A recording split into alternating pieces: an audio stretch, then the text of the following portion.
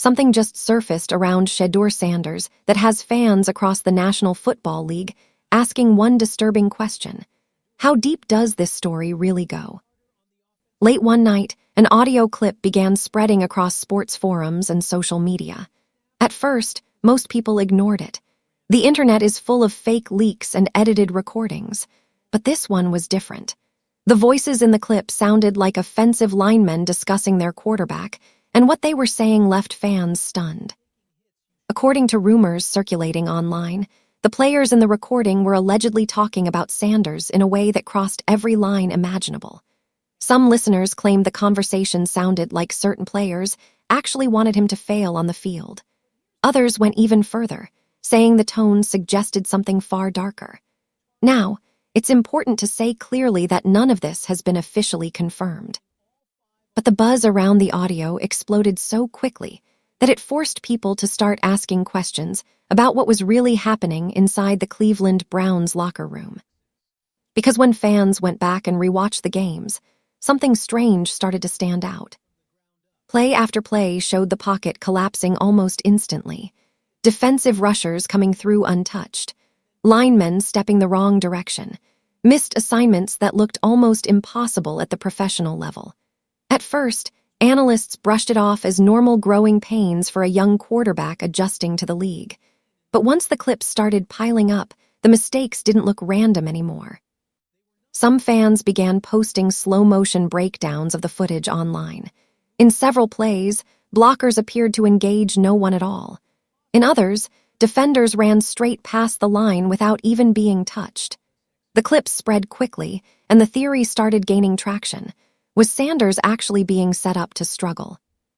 The idea sounded outrageous. Sabotage inside an NFL locker room?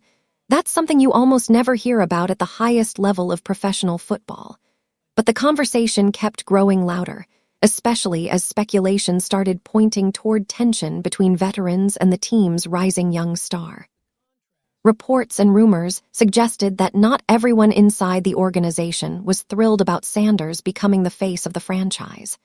And in a league where egos, contracts, and careers collide, situations like that can create serious friction behind the scenes. Still, what really shocked people wasn't just the audio rumor. It was what happened next.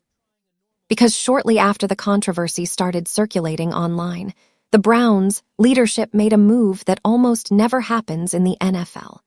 Instead of minor adjustments, they reportedly began completely reshaping the offensive line structure.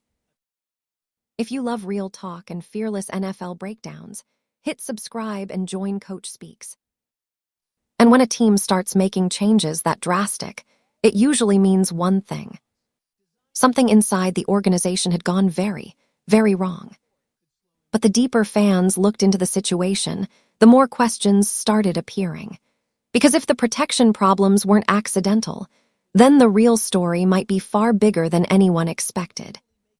And what investigators and fans started noticing on game film next would make the entire situation even more unbelievable. Once the rumors about the leaked audio started spreading, fans did what fans always do in the modern sports world. They went back to the tape. And the more they watched, the stranger everything started to look. At first glance, the struggles around Shedeur Sanders seemed like the normal chaos that comes with a young quarterback adjusting to the speed of the National Football League. Defensive pressure happens. Missed blocks happen. Offensive lines have bad games all the time. But this didn't look like a normal bad game. Fans began clipping plays from multiple matchups involving the Cleveland Browns, slowing them down frame by frame. What they found sparked a wave of speculation across sports forums and social media. Again, none of it was officially confirmed, but the patterns were hard for viewers to ignore. On several plays, defenders came screaming through the line almost instantly, as if nobody had been assigned to block them. In other moments, linemen appeared to step in the wrong direction entirely, leaving a rusher untouched while they engaged empty space. One viral clip showed a defender running straight through the gap without even being brushed by a blocker. For a professional offensive line, mistakes that obvious are extremely rare. Then came the pocket collapses. Normally, even under heavy pressure, quarterbacks get at least a moment to read the defense. But in these clips, Sanders sometimes had defenders in his face almost immediately after the snap. Fans began counting the seconds. Sometimes it was barely one before the protection completely broke down. That's when the online theories really took off. Some viewers claimed the plays looked less like confusion and more like coordination going wrong in the worst possible way. Others speculated that certain players simply didn't seem fully committed to their assignments. Again, these were just fan interpretations of the footage, but the conversation spread fast. Sports analysts started noticing the same thing. Breakdown shows began replaying a few of the clips, questioning why certain protections appeared so disorganized. Some analysts blamed communication issues. Others suggested the offensive system might have been too complicated for the current roster. But fans online weren't convinced by those explanations. Because the more clips surfaced, the more the same pattern appeared. Pressure coming from angles that should have been covered. What made it even more bizarre was how Sanders reacted to it. Instead of collapsing under the chaos, he often managed to escape. He would spin away from a defender, roll out of the pocket, and still fire accurate passes downfield. Several highlight plays came directly from moments where protection had completely broken down. It turned what should have been sacks into unexpected completions. And that only fueled the debate even further. Because if the quarterback was still making plays, despite constant pressure, what exactly was happening with the protection in front of him? That question started echoing louder across sports media. But the real turning point came when attention shifted toward the coaching staff, specifically the leadership guiding the offense. Because once analysts started examining the play calling and personnel decisions, a new layer of the story began to unfold. And the spotlight was about to land directly on Kevin Stefanski. As the strange game footage kept circulating online, the conversation slowly shifted away from the players and toward the coaching staff. Because when protection keeps breaking down the same way over and over again, people inevitably start asking one question: who designed the system? That spotlight quickly landed on Kevin Stefanski, the head coach of the Cleveland Browns. Known for his structured offensive approach, Stefanski had built a reputation around organized play calling and disciplined execution. But suddenly, fans and analysts alike were questioning whether the system surrounding Shedeur Sanders was actually working the way it was supposed to. At first, the criticism was mild. Commentators suggested that maybe the offensive scheme simply wasn't tailored to Sanders' strengths. After all, rookie quarterbacks often struggle when thrown into complex systems. Some analysts believed the playbook might have been too rigid, forcing Sanders to operate within structures that didn't match his natural instincts as a playmaker. But then rumors began circulating that made the situation even more controversial. Reports and online discussions started suggesting that Sanders hadn't been receiving the same level of preparation time as other quarterbacks on the roster earlier in the season. Some insiders claimed that practice reps had been limited. Others speculated that the coaching staff had originally favored different quarterback options when planning the offense. Again, none of these claims were officially confirmed.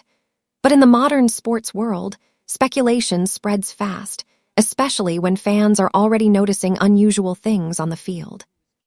The debate quickly divided the football community.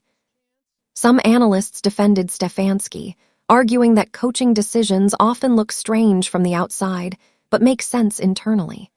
They pointed out that offensive line struggles happen across the league every season. Injuries, communication breakdowns, and shifting defensive schemes can all create chaos in protection. But critics weren't satisfied with that explanation. Because when people reviewed the game footage again, the same question kept coming up. Why were the protection calls failing in such predictable ways? If the offensive line was struggling that badly, why weren't the schemes being adjusted faster? Why weren't extra blockers being used more frequently? Why did the pocket seem to collapse so consistently in similar situations? Those questions began fueling a much bigger narrative. Some fans online even suggested the possibility of internal disagreement about the direction of the offense. Rumors started floating around that certain members of the organization weren't fully aligned on who should lead the team moving forward. And that's when the situation became more than just a football discussion. Because if there really was tension inside the coaching staff about the quarterback position, it could explain why the offense sometimes looked like it was running two different ideas at the same time. One system trying to operate as planned, while another reality unfolded on the field. The speculation grew louder with every game. But just as the pressure surrounding Stefanski reached its peak, another name inside the Browns organization began entering the conversation. A coach known for aggressive offensive adjustments and bold decisions. And once Todd Monken started getting involved in the discussion, the direction of the entire story began to shift. Just when the tension around the Cleveland Browns offense seemed to be reaching its breaking point, another figure inside the organization suddenly became the center of attention: Todd Monken. Monken has long been known across the National Football League for one thing: aggressive offensive adjustments. Throughout his career, he built a reputation for designing systems that allow quarterbacks to play fast, trust their instincts, and attack defenses instead of hesitating. So when rumors started circulating that Monken was pushing for changes inside Cleveland's offensive structure, fans immediately took notice. Because the problems around Shedeur Sanders were no longer easy to ignore. Protection issues kept appearing in game footage.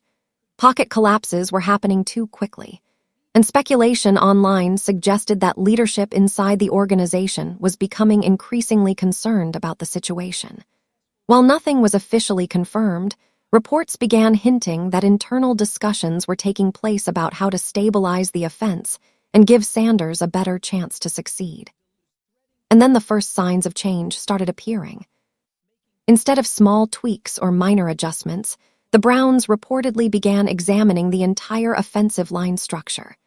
Analysts pointed out that teams rarely consider drastic reshuffles during the middle of a season unless something serious is going wrong. Offensive lines rely heavily on chemistry and coordination, so rebuilding that unit usually takes time. But the conversation around Cleveland suggested something different. Rumors began circulating that Monken was pushing for a complete reset of the protection strategy, not just changing assignments, but reconsidering the players responsible for protecting the quarterback altogether. It was the kind of bold approach that Monken had become known for throughout his coaching career. If you love real talk and fearless NFL breakdowns, hit subscribe and join Coach Speaks. Fans quickly realized how unusual that would be. In the NFL, coaches often try to fix problems quietly behind the scenes. Publicly overhauling a core unit like the offensive line can send shockwaves through a locker room. It signals that leadership believes the current structure simply isn't working. And according to sports commentators discussing the situation, the Browns seemed ready to make that statement. As discussions about potential changes gained momentum, analysts began debating what the move would mean for Sanders' future. Some believed that if Monken's influence led to major adjustments, it would signal that the organization had fully committed to building the offense around its young quarterback. Others were more cautious. They pointed out that drastic changes always carry risk. Rebuilding protection schemes in the middle of a competitive season can disrupt timing and communication even further if the transition isn't handled carefully. But one thing was becoming clear. The Browns' leadership appeared determined to address the protection problems that had surrounded Sanders.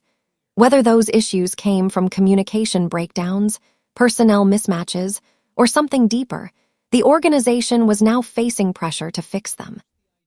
And if Monken truly was stepping in to reshape the offense, it meant Cleveland might be preparing for a major shift in how the team operated moving forward. Because once the protection in front of Sanders started changing, something remarkable began happening on the field. And the quarterback everyone had been debating suddenly started playing like a completely different player. Once the adjustments around the offense began taking shape, something fascinating started happening on the field. The same quarterback who had been under constant pressure suddenly looked comfortable. For the first time in weeks, Shedeur Sanders appeared to have something every quarterback depends on, but rarely gets enough credit for: time.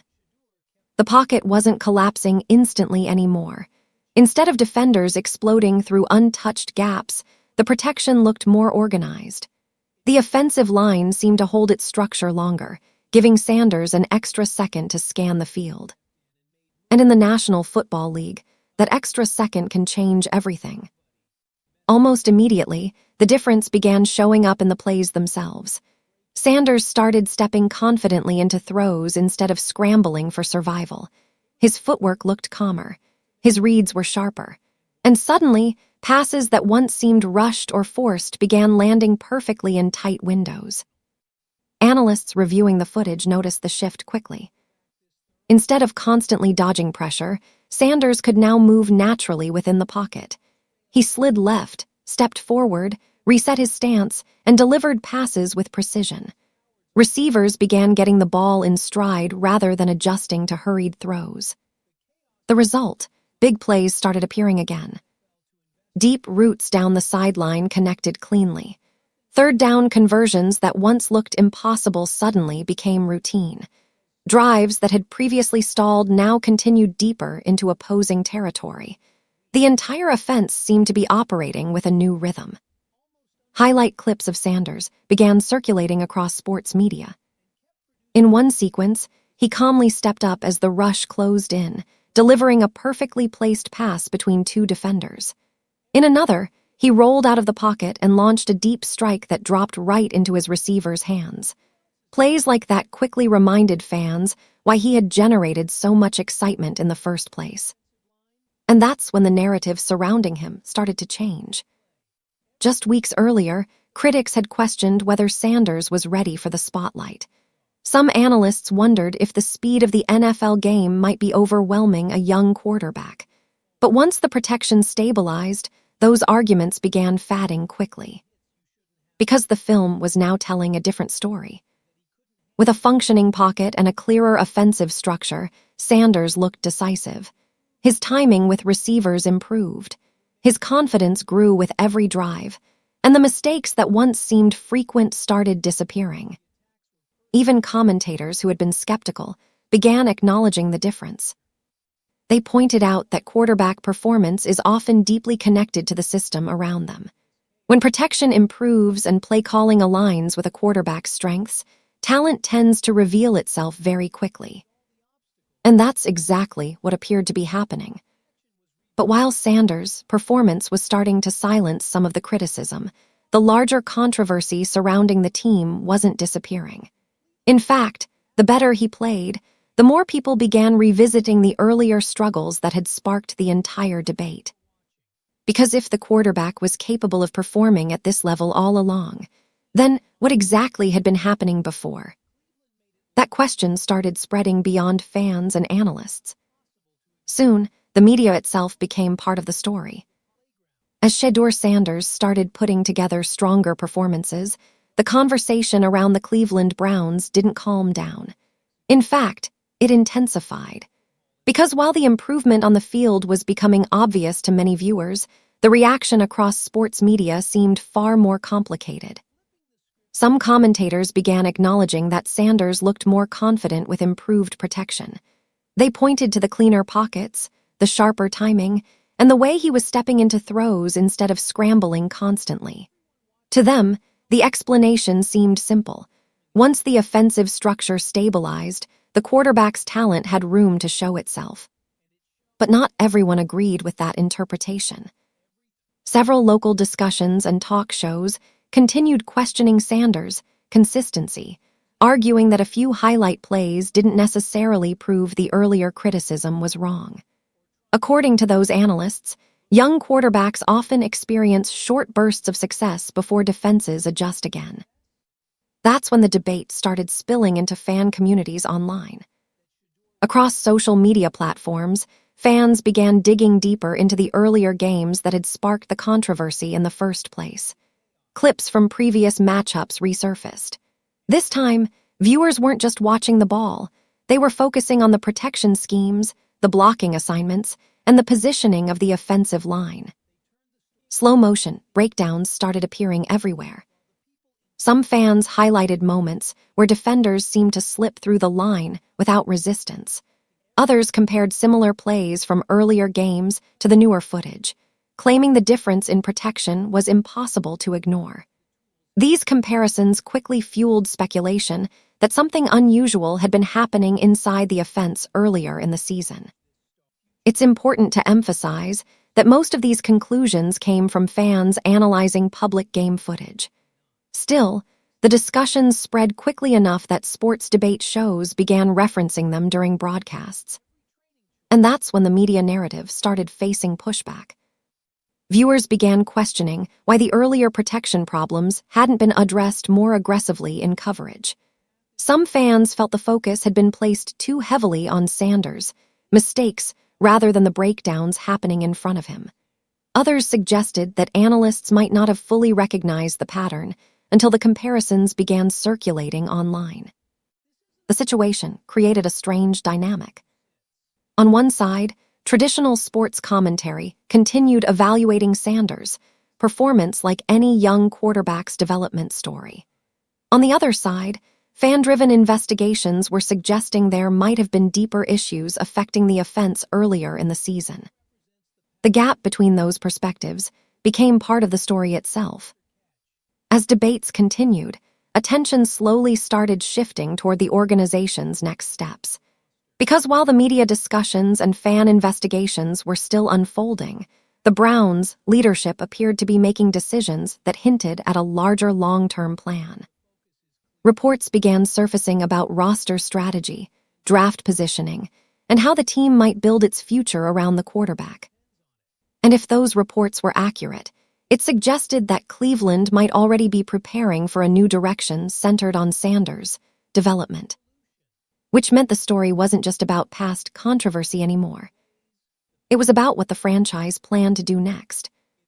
While the debates around past games and media coverage continued, something else started catching the attention of analysts across the National Football League. Quietly, almost in the background, the Cleveland Browns appeared to be positioning themselves for a major roster shift. If you love real talk and fearless NFL breakdowns, hit subscribe and join Coach Speaks. And the timing raised a lot of eyebrows. Reports about Cleveland's upcoming draft capital began circulating among insiders.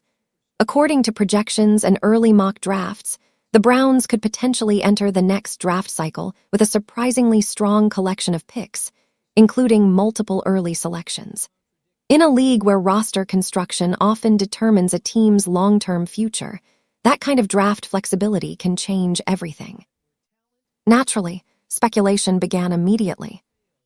If the organization truly believed in Shedeur Sanders as the centerpiece of the franchise, then those picks could become the foundation of an entirely new system built around him. Analysts started discussing the possibility that Cleveland's leadership might prioritize strengthening the areas that had caused the most controversy earlier in the season, especially protection. Offensive linemen, versatile tight ends, and receivers capable of stretching the field quickly became common suggestions in mock draft conversations. Some draft experts even argued that if Cleveland used its resources wisely, the team could rebuild key parts of the roster in just one offseason. That kind of strategy would signal something very important to both fans and players. The franchise was fully committing to its quarterback. And in the NFL, that kind of commitment often changes the entire culture of a team. When organizations decide to build around a quarterback, every decision starts flowing through that lens. Personnel choices, offensive schemes, even training camp priorities begin aligning with the strengths of that player. If Sanders truly became the focus of Cleveland's long-term planning, it would mean the Browns were preparing to shape their entire offensive identity around his style of play. That possibility quickly became known among fans as the build around Sanders theory. Supporters of the idea pointed to the recent improvements on the field as proof that Sanders could thrive if the system supported him properly. They argued that the flashes of brilliance seen in recent games hinted at what the offense might look like with stronger protection, and a roster designed to maximize his abilities. But not everyone was fully convinced. Some analysts urged caution, reminding fans that draft strategies are always unpredictable. Teams often explore multiple directions before finalizing their plans, and rumors about future roster construction don't always translate directly into actual selections. Still, the conversation kept gaining momentum. Because when an organization accumulates valuable draft picks, while a young quarterback begins showing real promise, people naturally start connecting the dots. It creates the possibility of a turning point, the moment when a franchise decides to fully invest in a new era. And for Cleveland, that idea carried enormous weight. The Browns have spent years searching for stability at the quarterback position. If Sanders truly represented the answer to that long-running question, then building the roster around him wouldn't just be a strategy. It would be a declaration. A signal that the team believed it had finally found the leader capable of guiding the franchise forward. And if that belief continued growing inside the organization, the final stage of this story might be something far bigger than a single season. It could mark the beginning of an entirely new chapter in Cleveland football. When you step back and look at everything that has unfolded, the story surrounding Shedeur Sanders and the Cleveland Browns feels less like a normal football storyline and more like a storm that slowly built inside the National Football League. It began with whispers. Rumors of leaked audio that shocked fans online. Clips from games that seemed to show protection breaking down in ways that didn't make sense. Then came the heated debates about coaching decisions, offensive structure, and whether the young quarterback had truly been given a fair situation to succeed. At first, many people dismissed the speculation as just another internet controversy. But once the game footage started circulating, once analysts began examining the plays more closely, and once the offense began changing around Sanders, the narrative started shifting. What once looked like a struggling rookie quarterback suddenly looked like something very different. Because when the pocket stabilized and the offensive structure improved, Sanders didn't fade under the pressure. Instead, he began showing flashes of exactly why so many scouts and fans believed in his potential from the beginning. The throws became sharper. The reads became quicker. And the offense started moving with a rhythm that hadn't been visible earlier in the season. That transformation forced people to reconsider everything that had happened before. Were the early struggles simply part of a rookie learning curve? Were they the result of miscommunication inside the offense? Or was the situation more complicated than anyone realized at the time? The truth may never be fully clear. What we do know is that the Browns organization now faces a defining moment. With draft capital reportedly building and roster decisions looming, the team has the opportunity to shape its future in a way that could determine the direction of the franchise for years to come. If Cleveland truly commits to building around Sanders, it would mark a dramatic shift in philosophy. For decades, the Browns have searched for stability at quarterback. Season after season brought new hopes, new experiments, and new frustrations. But when a team believes it has finally found the right leader, everything changes. The offense evolves, the roster adjusts, and the entire culture of the organization begins revolving around the player under center.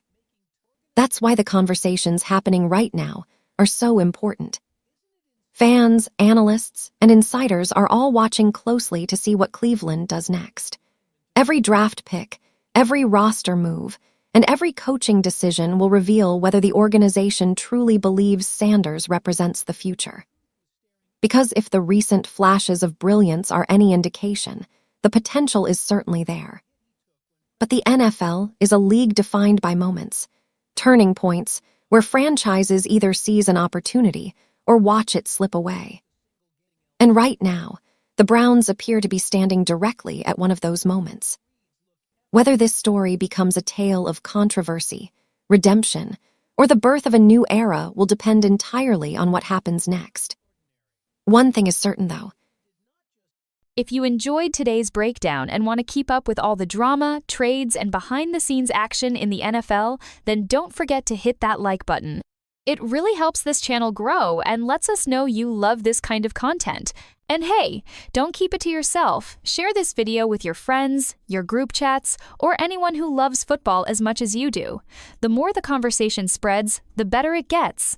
Most importantly, if you haven't already, make sure you subscribe to the channel and tap the notification bell. That way, you'll never miss when we drop fresh stories, wild rumors, or breaking updates that the mainstream media won't talk about.